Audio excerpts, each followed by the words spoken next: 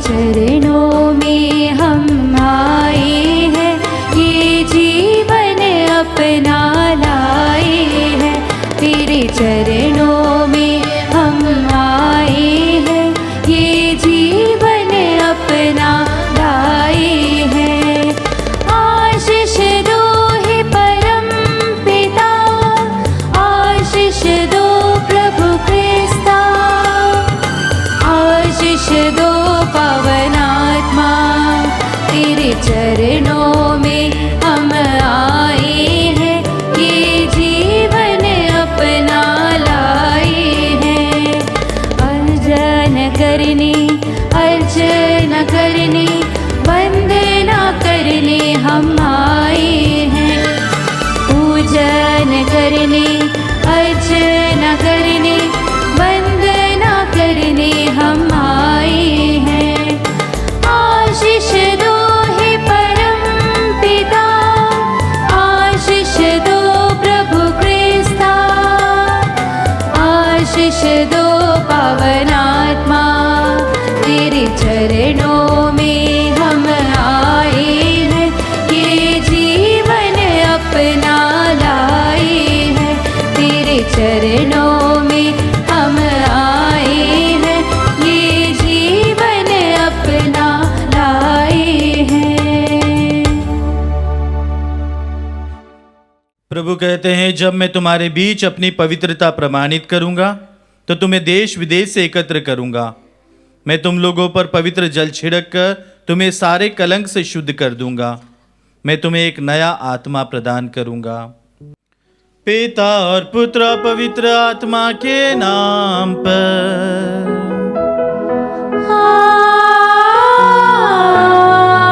आमीन। हमारे प्रभु यीशु ख्रिस्त की कृपा, ईश्वर का प्रेम और पवित्र आत्मा का साहचर्य आप सभी को प्राप्त हो। और आपकी आत्मा के साथ। कृष्ण में प्यारे भाइयों बहनों, आज की इस प्रातः बेला में प्रभु के दिन हम फिर से एक बार प्रभु के पास आए हैं। सभी निवेदनों प्रार्थनाओं को विशेष रूप से चढ़ाते हैं ताकि प्रभु उन सभी निवेदनों को स्वीकार करे और सभी को अपना आशीर्वाद दे। सभी बीमार भाई बहनों को याद करते हैं जिनका जन्मदिन है, जिनकी पुण्यतिथि है, स्मरण दिवस है। प्रभु उन सभी को आशीष प्रदान करे।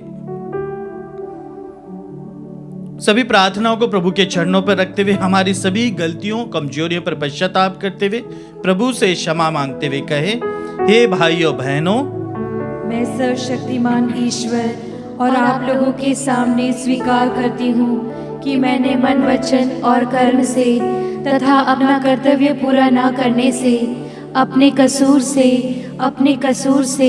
अपने भारी कसूर से घोर पाप किया है। इसलिए मैं नित्य कुंवारी धन्य मरियम से, सब स्वर्गदूतों, संतों और आप लोगों से, हे भाइयों बहनों, विनती करती हूँ कि आप लोग मेरे लिए प्रभु ईश्वर से प्रार्थना करें। सर्वशक्तिमान ईश्वर हम लोगों पर दया करे और हमारे पाप क्षमा कर हमें अनंत जीवन प्रदान करे। आमीन।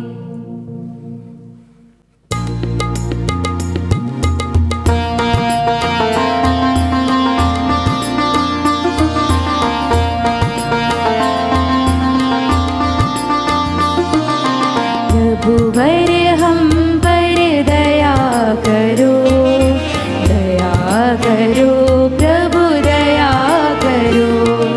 प्रभुवर हम पर दया करो, दया करो प्रभु, दया करो।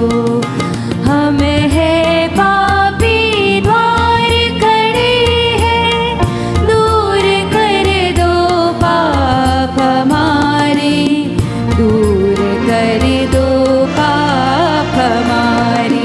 प्रभुवर हम पर दया करो, दया करो प्रभु, दया करो। प्रभुवर हम पर दया करो, दया करो प्रभु, दया करो, दया करो प्रभु।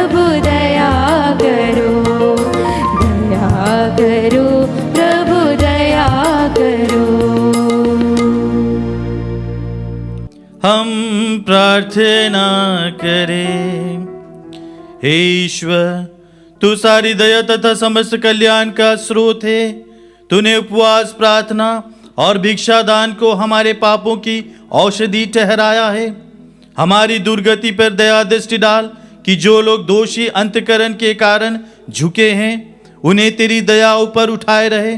हम ये प्रार्थना करते हैं अपने प्रभु तेरे पुत्र यीशु क्रिस्त के द्वारा, जो तेरे तथा पवित्र आत्मा के संग एक ईश्वर होकर युगानुग जीते और राज्य करते हैं।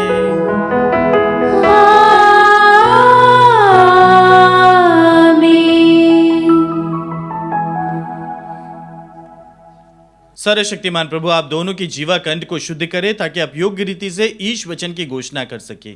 पिता और पुत्र पवित्र आत्मा के नाम पर।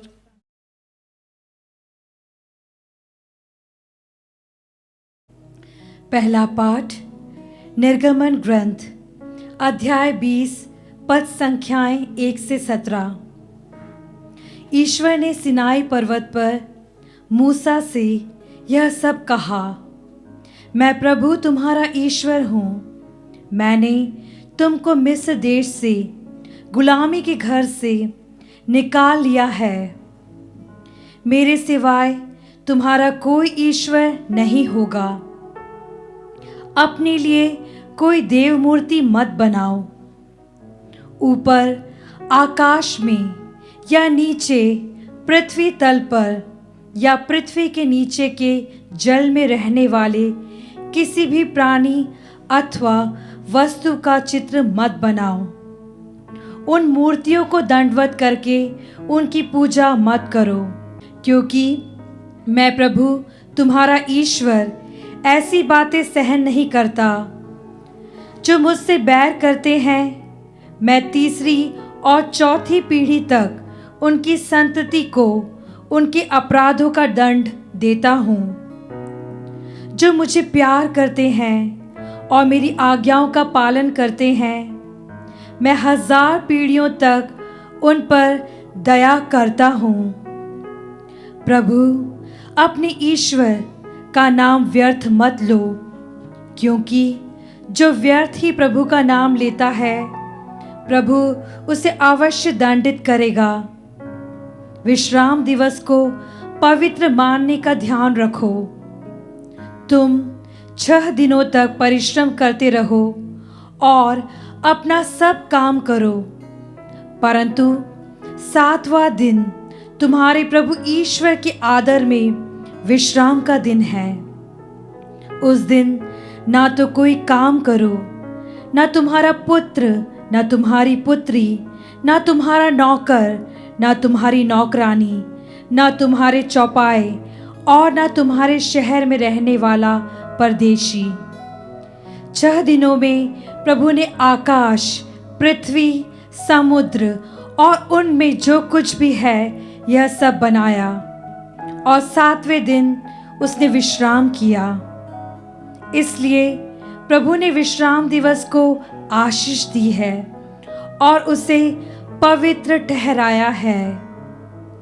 अपने माता पिता का आदर करो, जिससे तुम बहुत दिनों तक उस देश में जीते रहो जिसे तुम्हारा प्रभु ईश्वर तुम्हें प्रदान करेगा। हत्या मत करो, व्यभिचार मत करो, चोरी मत करो, अपने पड़ोसी के विरुद्ध झूठी गवाही मत दो, अपने पड़ोसी के घर बार का लालच मत करो। ना तो अपने पड़ोसी की स्त्री का, ना उसके नौकर अथवा नौकरानी का, ना उसके बैल अथवा गधे का, उसकी किसी भी चीज का लालच मत करो। प्रभु की वाणी। ईश्वर को धन्यवाद।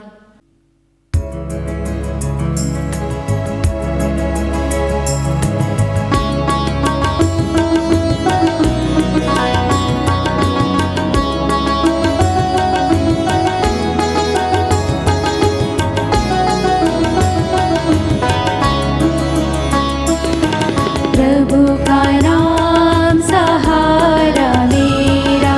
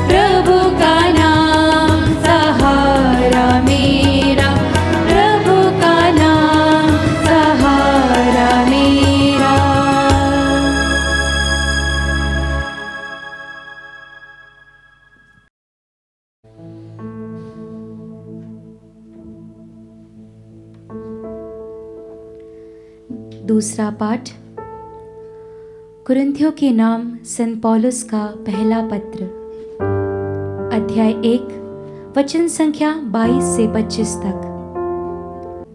हम क्रूस पर आरोपित मसीह का प्रचार करते हैं। यह मनुष्यों के विश्वास में बाधा है, लेकिन ईश्वर के चुने हुए लोगों के लिए ईश्वर की प्रज्ञा है। भाइयों, यहूदी चमत्कार मांगते और यूनानी ज्ञान चाहते हैं, किंतु हम क्रूस पर आरोपित मसीह का ही प्रचार करते हैं। यह यहूदियों के विश्वास में बाधा है और गैर यहूदियों के लिए मूर्खता, किंतु मसीह चुने हुए लोगों के लिए, चाहे वे यहूदी हो या यूनानी, ईश्वर के सामर्थ और ईश्वर की प्रज्ञा है, क्योंकि ईश्वर की मूर्खता मनुष्यों से अधिक विवेकपूर्ण है और ईश्वर की दुर्बलता मनुष्यों से अधिक शक्तिशाली। प्रभु की वाणी। ईश्वर को धन्यवाद। जय घोष। ईश्वर ने संसार को इतना प्यार किया कि उसने उसके लिए अपने इकलौते पुत्र को अर्पित कर दिया। जो कोई उसमें विश्वास करता है उसे अनंत जीवन प्राप्त है।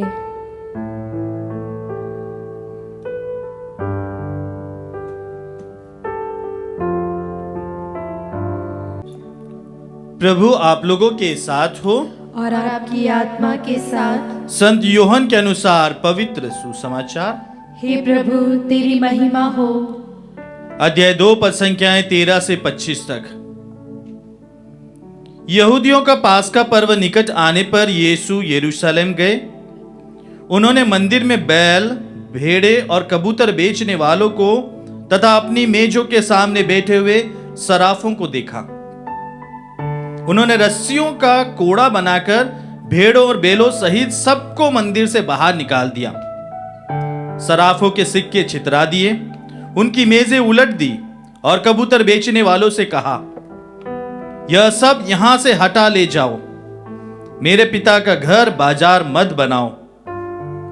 उनके शिष्यों को धर्म ग्रंथ का यह कथन याद आया, तेरे घर का उत्साह मुझे खा जाएगा। यहूदियों ने यीशु से कहा, आप हमें कौन सा चमत्कार दिखा सकते हैं जिससे हम जाने कि आपको ऐसा करने का अधिकार है? यीशु ने उन्हें उत्तर दिया, इस मंदिर को ढा दो और मैं इसे 3 दिनों के अंदर फिर खड़ा कर दूंगा। इस पर यहूदियों ने कहा, इस मंदिर के निर्माण में 46 वर्ष लगे और आप इसे 3 दिनों के अंदर खड़ा कर देंगे? यीशु तो अपने शरीर के मंदिर के विषय में कह रहे थे। जब अब मृतकों में से जी उठे तो उनके शिष्यों को याद आया कि उन्होंने यह कहा था। इसलिए उन्होंने धर्म ग्रंथ और यीशु के इस कथन पर विश्वास किया। जब यीशु पास्का पर्व के दिनों में यरूशलेम में थे तो बहुत से लोगों ने उनके किए हुए चमत्कार देखकर उनके नाम में विश्वास किया, परंतु यीशु उन पर कोई भरोसा नहीं रखते थे, क्योंकि वह सबको जानते थे। इसकी जरूरत नहीं थी कि कोई उन्हें किसी मनुष्य के विषय में बताए, वह तो स्वयं मनुष्य का स्वभाव जानते थे।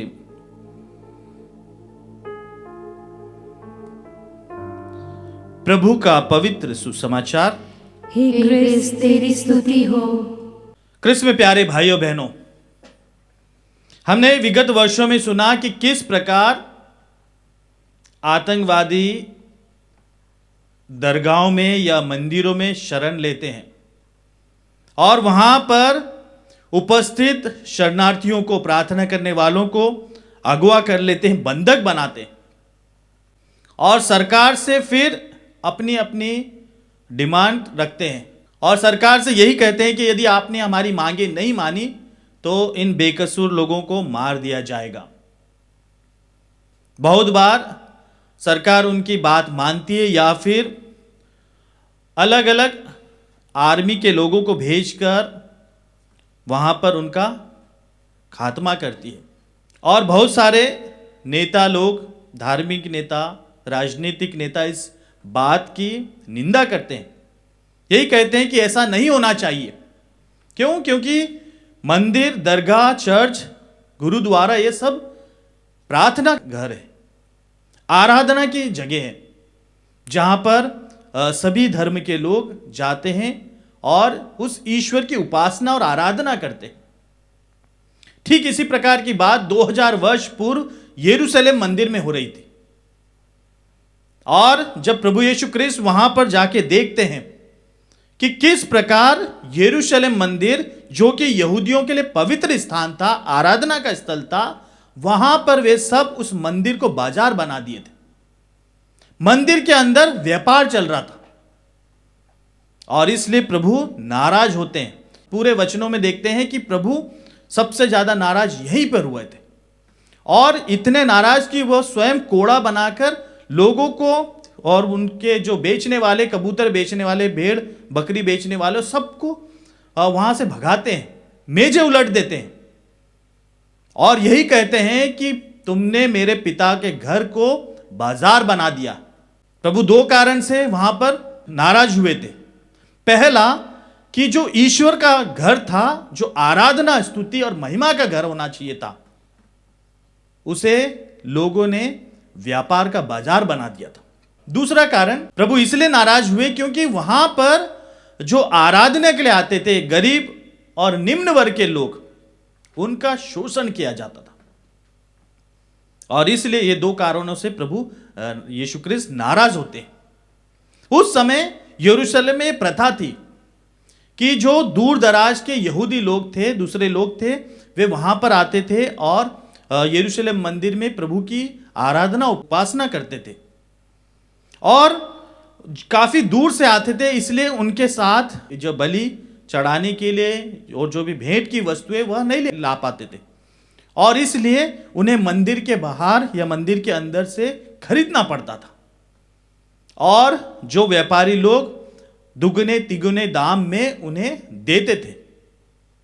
फिर वहां पर एक और नियम था कि मंदिर में जो सिक्के चढ़ाए जाएंगे वह सिक्के पर केसर का चिन्ह अंकित नहीं होना चाहिए और इसलिए जो केसर के चिन्ह वाले जो सिक्के लाते थे, वहां पर वे मंदिर में उसके बदले बिना चिन्ह वाले सिक्के उन्हें दिए जाते थे ताकि वह मंदिर में उसे भेंट स्वरूप चढ़ाए और इसके लिए काफी कम पैसे उन्हें मिलते थे। एक सिक्के के बदले उन्हें काफी कम सिक्के मिलते थे और इस कारण गरीब और निम्न वर्ग के लोगों का शोषण हो रहा था और यहां से जो कमाई होती थी वह धार्मिक नेता और मंदिर के रख रखाव वालों के पास एक बड़ी पूंजी जाती थी और इसलिए प्रभु नाराज होते और प्रभु कहते हैं कि इस मंदिर को ढहा दो और मैं इसे 3 दिन में फिर पुनः खड़ा कर दूंगा। क्योंकि जब शास्त्री और फरीसी लोग जब देखते हैं कि ये किस अधिकार से ये सब कर रहे हैं, किसने इन्हें यहां का नेता बना दिया है, ये कहां से भी आए और इस मंदिर के व्यापारियों को यहां से हटा दिया और किस अधिकार से बोल रहे हैं, और इसलिए प्रभु कहते हैं, परंतु शास्त्री और फरीसी लोग प्रभु की इस बात को नहीं समझ पाए थे कि प्रभु स्वयं अपने शरीर के बारे में कह रहे थे। और जब प्रभु की मृत्यु के पश्चात 3 दिनों के बाद जब उनका पुनरुत्थान होता है, तब शिष्यों को याद आता है कि हां, प्रभु ने मंदिर में यही कहा था कि इस मंदिर को ढा दो और 3 दिनों में मैं फिर इसे पुनः खड़ा कर दूंगा। हाँ क्रिस्त में प्यारे भाइयों बहनों, प्रभु यीशु क्रिस्त जिन पर प्रभु का आत्मा छाया रहता था और इसलिए प्रभु का आत्मा उनमें निवास करता था और स्वयं प्रभु ने प्रभु के मंदिर की तुलना स्वयं अपने शरीर से की। हम क्रिस्ती लोग उसी बपतिस्मा के बाद प्रभु के उस ईश्वर के मंदिर बने हैं। पवित्र आत्मा हमें निवास करता है। हमें चाहिए कि हम उस मंदिर के, अपने शरीर के मंदिर को पवित्रता बरकरार रखें और इसलिए प्रभु वचनों में भी यही कहते हैं कि ईश्वर मंदिरों और दूसरी जगहों पर निवास नहीं करता, परंतु वह स्वयं व्यक्ति के जीवन में, व्यक्ति के शरीर में है। और प्रभु यीशु क्रिस्त ने यह इस अधिकार से कहा क्योंकि ईश्वर के द्वारा उन्हें यह सब कुछ अधिकार मिला था इसलिए संत लूकस के सुसमाचार अध्याय 4 पद संख्याएं 18 से 19 में प्रभु कहते हैं कि प्रभु का आत्मा मुझ पर छाया रहता है, क्योंकि उसने मेरा अभिषेक किया है। उसने मुझे भेजा है जिससे मैं दरिद्रों को सुसमाचार सुनाऊं, बंदियों को मुक्ति का और अंधों को दृष्टिदान का संदेश दूं, दलितों को स्वतंत्र करूं और प्रभु के अनुग्रह का वर्ष घोषित करूं। हाँ क्रिस्त में प्यारे भाइयों बहनों, स्वयं प्रभु यीशु क्रिस्त को पिता ईश्वर से यह निर्देश दिया था और प्रभु पिता ईश्वर की इच्छा को पूरी करने के लिए ही इस पृथ्वी पर आए थे, ताकि वह हम सभी को हमारे पापों से मुक्त करे और सभी को वह सुसमाचार सुनाए जो कि प्रभु पिता ईश्वर ने सबके लिए दे रखा है। प्रभु वचनों में यह भी कहते हैं कि पुराने व्यवस्थान में ईश्वर की उपस्थिति किसी विशेष स्थान पर रहती थी, परंतु संत यूहन्ना के सुसमाचार प्रभु के आगमन के बाद सब सोच बदल जाती है और इसलिए संत यूहन्ना का सुसमाचार अध्याय 4 पद संख्या 21 से 23 में प्रभु समारी स्त्री से कहते हैं, ईसा ने उससे कहा, नारी मैं तुम्हें विश्वास दिलाता हूं कि वह समय आ रहा है जब तुम लोग न तो इस पहाड़ पर पिता की आराधना करोगे और न यरूशलेम में ही। तुम लोग जिसकी आराधना करते हैं उसे नहीं जानते, हम लोग जिसकी आराधना करते हैं उसे जानते हैं, क्योंकि मुक्ति यहूदियों से ही प्रारंभ होती है। परंतु वह समय आ ही गया है जब सच्चे आराधक आत्मा और सच्चाई से पिता की आराधना करेंगे। पिता ऐसे ही आराधकों को चाहता है। कृष्ण में प्यारे भाइयों बहनों, बहुत बार हम दूसरे विश्वासियों से सुनते हैं जो क्रिस्ती नहीं है कि हम क्रिस्ती लोग चर्च में मूर्ति रखते हैं और उस मूर्ति की पूजा या आराधना करते हैं, परंतु ऐसा नहीं है। जो मूर्ति जो चर्च में रखी जाती है, जो प्रतिमाएं रहती है, वह केवल हमारी प्रार्थनाओं के लिए एक सहारा रहती है, एक प्रतिबिंब है। हम उस विशेष व्यक्ति या मूर्ति की आराधना नहीं कर रहे, प्रतिमा की आराधना नहीं करते, बल्कि उसमें उसके द्वारा हमारी प्रार्थना प्रभु से बातचीत करने के लिए, प्रार्थना करने के लिए, निवेदन करने के लिए एक सहायक रहती है। उस प्रतिमा को देखकर हम उस प्रभु, उस मां मरियम को, उन संतों को बारे में हम मन में ध्यान कर सकते हैं और इसलिए वह हमारी प्रार्थना के लिए एक सहायक है। प्रभु वचनों में भी यही कह रहे हैं कि ईश्वर किसी विशेष स्थान या व्यक्ति में नहीं, बल्कि वह मनुष्य के शरीर में, और हमें चाहिए कि हमें जो प्रभु ने जो शरीर दिया है, जो ईश्वर का मंदिर का प्रतिबिंब है, हम उसकी पवित्रता बनाए रखें। हमारे उस मंदिर से जो लोभ, द्वेष, घृणा और नफरत और अलग अलग जो बुराइयां हैं, हम उसे स्वच्छ और निर्मल रखें, ताकि प्रभु का वास इस मंदिर में हमेशा बने रहे। और जिस प्रकार प्रभु ने यरूशलेम मंदिर से इन व्यापारियों को खदेड़ा, भगाया, ठीक उसी प्रकार कभी कभार हम लोगों का व्यवहार भी गिरजाघर में या पवित्र स्थानों में एक बाजार के समान रहता है। जब मिस्सा प्रारंभ नहीं होती है या फिर जब थोड़ा समय रहता है, हम पहले पहुंच जाते हैं, हम कितने तल्लीनता या ध्यान से प्रार्थना करते हैं या फिर मौन रहते हैं। बहुत बार बातचीत में, एक दूसरे को देखने में, मोबाइल चलाने में बहुत सारे युवा लोग और दूसरे लोग उस समय भी उस पवित्र जगह को, मंदिर को बाजार जैसा समझते हैं। आइए हम भी प्रभु से प्रार्थना करें, प्रभु हमें भी ऐसा मनोभाव दे ताकि हम आपके जो मंदिर की पवित्रता को बनाए रखें। हमारा जो शरीर आपने एक मंदिर के रूप में दिया है, हम उसकी पवित्रता को भी बनाए रखें, ताकि आपका वास हमारे शरीर में हमेशा बना रहे। आपकी आशीष हम सभी पर मिले और हम गिरजाघर और पवित्र स्थानों की पवित्रता हमेशा बनाए रखें। पिता और पुत्र और पवित्र आत्मा के नाम पर आमीन।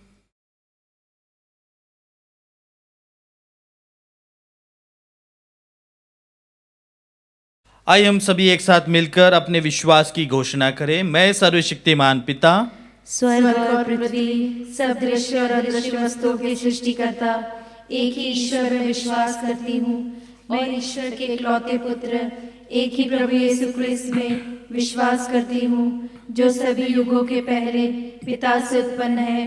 वह ईश्वर से उत्पन्न ईश्वर, प्रकाश से उत्पन्न प्रकाश, सच्चे ईश्वर से उत्पन्न सच्चा ईश्वर है।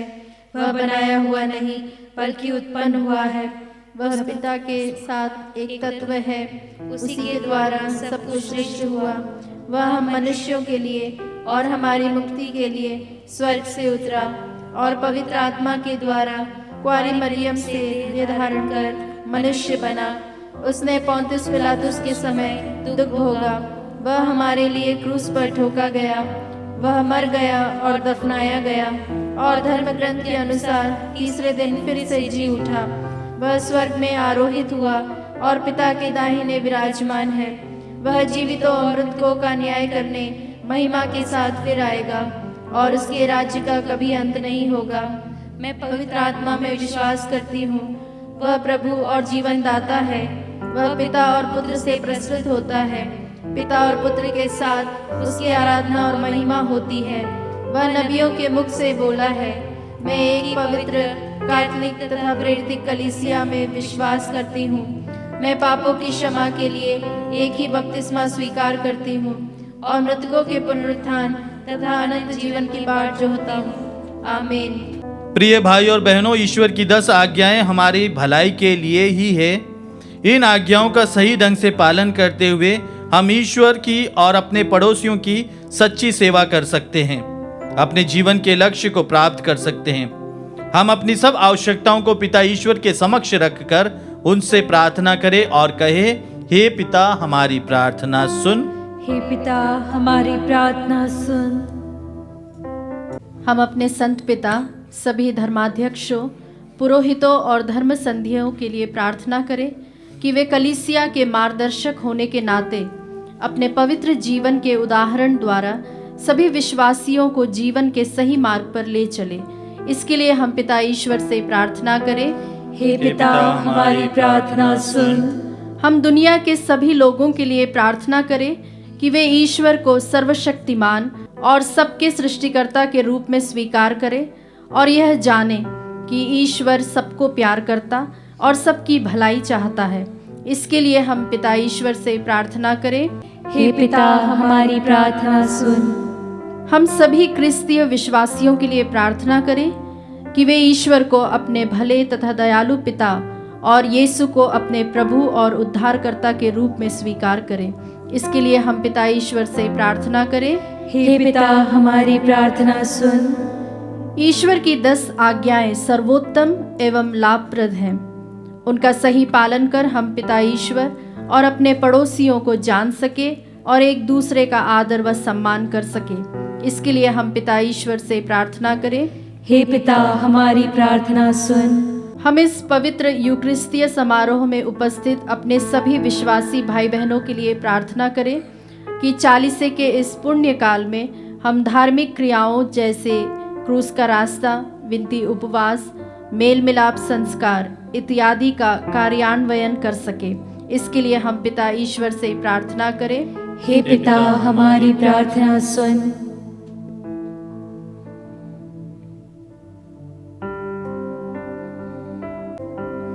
आइए कुछ क्षण मौन रहकर हमारी व्यक्तिगत एवं पारिवारिक जरूरतों को प्रभु के चरणों पर रखें।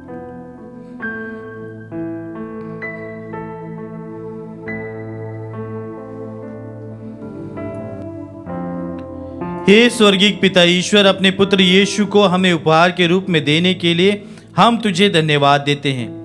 हमें यह कृपा व अनुग्रह प्रदान कर कि हम सच्चाई तथा ईमानदारी से उनके बताए व दिखाए मार्गों पर चलकर एक दिन उनकी महिमामय उपस्थिति में स्वर्ग में प्रवेश कर सके।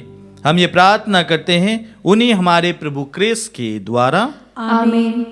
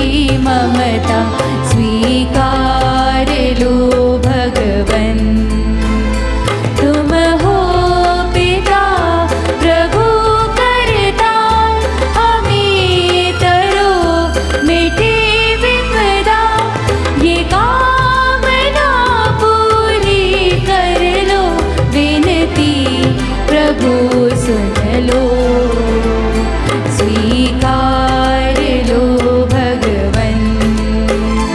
उपहार है दिल की ममता, स्वीकार लो भगवन। उपहार है दिल की ममता, स्वीकार लो भगवन।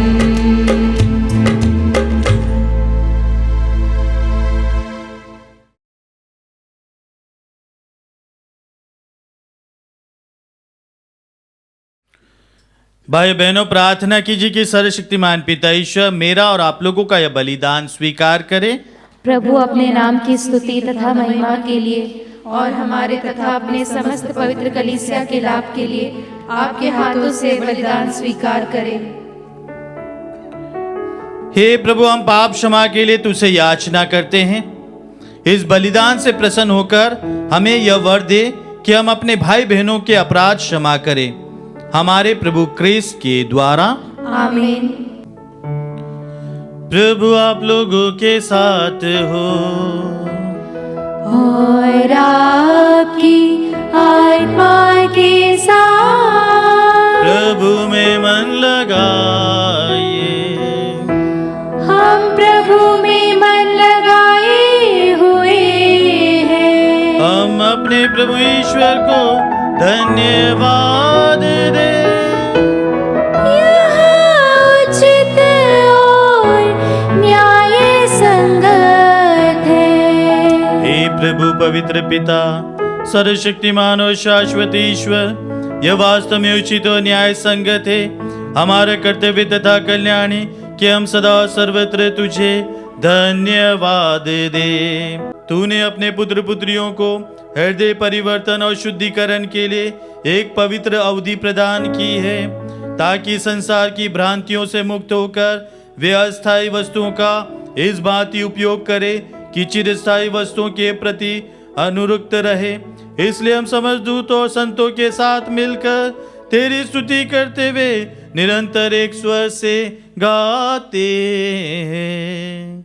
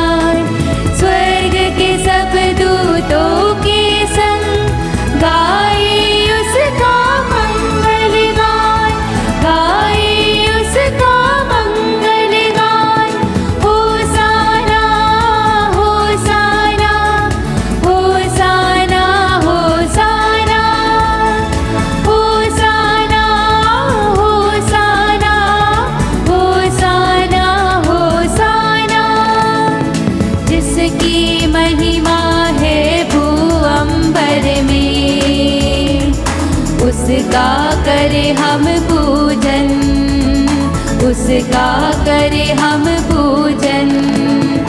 मन की सारी शक्ति से हम गाए उसका महिमा गाए, गाए उसका महिमा गाए। होसाना होसाना होसाना होसाना होसाना होसाना होसाना होसाना। ऊंचे गगन में प्रभु परमेश्वर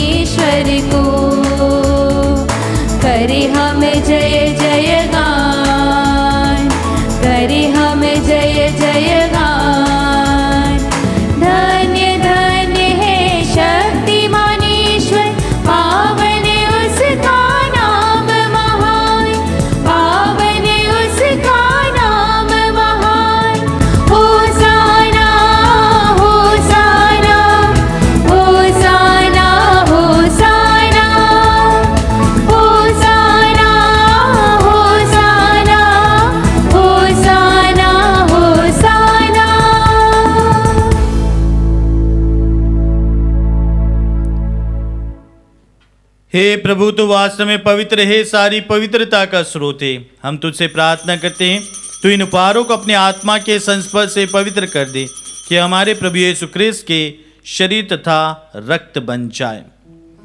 जब वे स्वेच्छा से मृत्यु के लिए सौंपे गए, उन्होंने रोटी ली, तुझे धन्यवाद दिया और रोटी तोड़कर उसे अपने शिष्यों को देते हुए कहा, तुम सब इसे लो और इसमें से खाओ, क्योंकि यह मेरा शरीर है जो तुम्हारे लिए बलि चढ़ाया जाएगा। हे मेरे प्रभु, हे मेरे ईश्वर।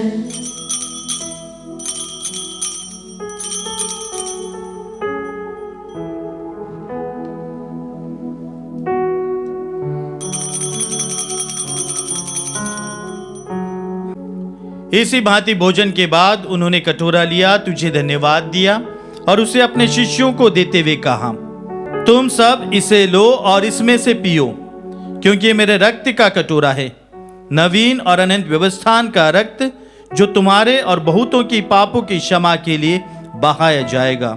तुम मेरी स्मृति में यह किया करो। हे मेरे प्रभु, हे मेरे ईश्वर।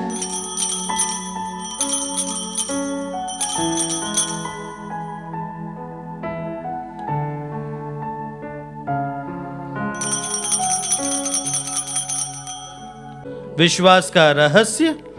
हे प्रभु, जब हम यह रोटी खाते और यह कटोरा पीते हैं, तेरे पुनरागमन तक तेरी मृत्यु की घोषणा करते हैं।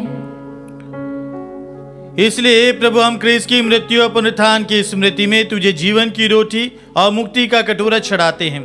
हम तुझे धन्यवाद देते हैं कि तूने हमें अपने सम्मुख उपस्थित होने और अपनी सेवा करने का सौभाग्य प्रदान किया है। हमारा नम्र निवेदन है कि हम सब ख्रीस्त का शरीर और रक्त ग्रहण करके पवित्र आत्मा के द्वारा एकता के सूत्र में बंधे रहे। प्रभु और हमारे संत पिता फ्रांसिस, हमारे धर्माध्यक्ष चाको और सभी याजकों के साथ विश्व भर में फैली अपनी कलीसिया की सुधि ले तथा इसे प्रेम में सिद्ध बना दे। हे प्रभु, हमारे इन भाई बहनों की भी सुधि ले जो पुनरुत्थान की आशा में परलोक सिधा चुके हैं। उन्हें और सभी मृतकों को अपने पुण्य दर्शन का सौभाग्य प्रदान कर। हम सब पर दया दृष्टि डाल कि हम भी अनंत जीवन के सहभागी बने और ईश्वर की माता धन्य कुंवारी मरियम, उनके वर धन्य योसेफ, धन्य प्रेरितों तथा सब संतों के साथ जो युग युग में तेरे प्रति विश्वस्त बने रहे, तेरी स्तुति और महिमा कर सके, तेरे पुत्र यीशु ख्रिस्त के द्वारा।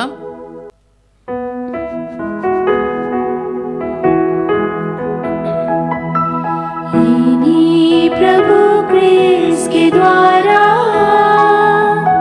इन्हीं के साथ और इन्हीं में, हे सर्वशक्तिमान पिता ईश्वर, पवित्र आत्मा के साथ सारा गौरव तथा सम्मान युगानुयुग तेरा ही है।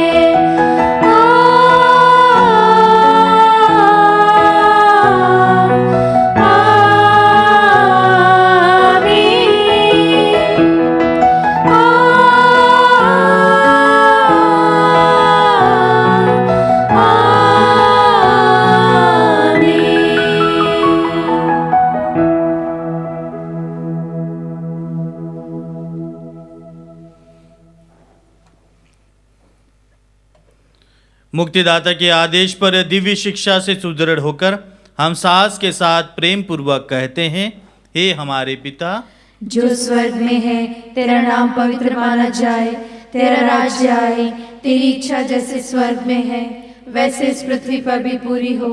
हमारा प्रतिदिन का आहार आज हमें दे और हमारे अपराध हमें क्षमा कर, जैसे हम भी अपने अपराधियों को क्षमा करते हैं, और हमें परीक्षा में न डाल परंतु बुराई से बचा। हे प्रभु, हम तुझसे प्रार्थना करते हैं, सभी बुराइयों से हमें बचा और इस जीवन में हमें कृपा पूर्वक शांति प्रदान कर। हम तेरी दया से सदा पाप से दूर और हर विपत्ति से सुरक्षित रहे और उस दिन की प्रतीक्षा करते रहे जब हमारे मुक्तिदाता यीशु ख्रिस्त फिर आकर हमारी धन्य आशा पूरी करेंगे। क्योंकि तेरा राज्य, तेरा सामर्थ्य और तेरी महिमा अनंत काल तक बनी रहती है। हे प्रभु यीशु ख्रिस्त ने अपने प्रेरितों से कहा है, मैं तुम्हारे लिए शांति छोड़ जाता हूँ, अपनी शांति तुम्हें प्रदान करता हूँ। तो हमारे पापों पर नहीं, अपनी कलीसिया के विश्वास पर दृष्टि डाल और कृपा पूर्वक उसे शांति तथा एकता प्रदान कर, क्योंकि अनुग जीता और राज्य करता है। आमीन। प्रभु की शांति सदा आप लोगों के साथ हो और आपकी आत्मा के हम साथ। परस्पर शांति अभिवादन रखें। हे ईश्वर के मेमने, तू संसार के पाप हर लेता है, हम पर दया कर। हे ईश्वर के मेमने, तू संसार के पाप हर लेता है, हम पर दया कर। हे ईश्वर के मेमने, तू संसार के पाप हर लेता है, हमें शांति प्रदान कर। देखिए ईश्वर का मेमना, इन्हें देखिए जो संसार के पाप हर लेते हैं। धन्य वे जो मेमने के भोज में बुलाए गए हैं। हे प्रभु, मैं इस योग्य नहीं हूँ कि तू मेरे यहाँ आए, किंतु एक ही शब्द कह दे और मेरी आत्मा चंगी हो जाएगी। क्रिस्त का शरीर और रक्त अनंत जीवन तक हमारी रक्षा करता रहे। हे मेरे प्रभु यीशु,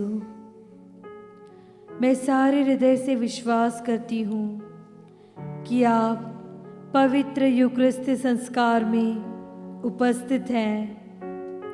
हे प्रभु, मैं सभी चीज़ों से बढ़कर आपको प्रेम करती हूँ और मेरी यही अभिलाषा है कि आप मेरी आत्मा में आकर बस जाएं, क्योंकि हे प्रभु, मैं आपको आज ग्रहण करने में असमर्थ हूँ।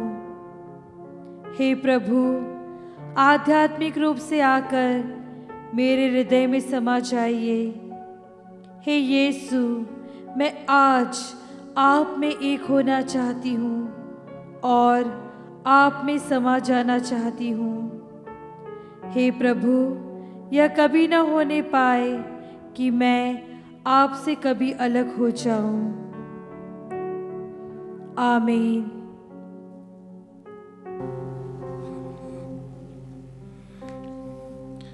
हे विश्वमंडल के प्रभु, मेरे राजा और मेरे ईश्वर, तेरी वेदी के पास गौरैया को बसेरा मिल जाता है और अबाबिल को अपने बच्चों के लिए घोंसला।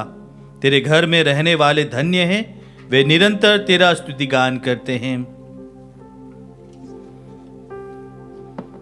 हम प्रार्थना करें। हे प्रभु, हमने स्वर्गिक जीवन की धरोहर प्राप्त की है और इस पृथ्वी पर स्वर्गिक रोटी से पोषित हुए हैं। इस संस्कार के प्रभाव से हम भला आचरण कर सके, यह विनय सुन ले हमारे प्रभु क्रिस्त के द्वारा। आमीन। प्रभु आप लोगों के साथ हो और आपकी आत्मा के साथ। सर्वशक्तिमान ईश्वर पिता और पुत्र और पवित्र आत्मा आप सभी को आशीर्वाद प्रदान करें। आमीन। आप लोग विदा ले। क्रिस्त की शांति सदा साथ रहे। ईश्वर को धन्यवाद।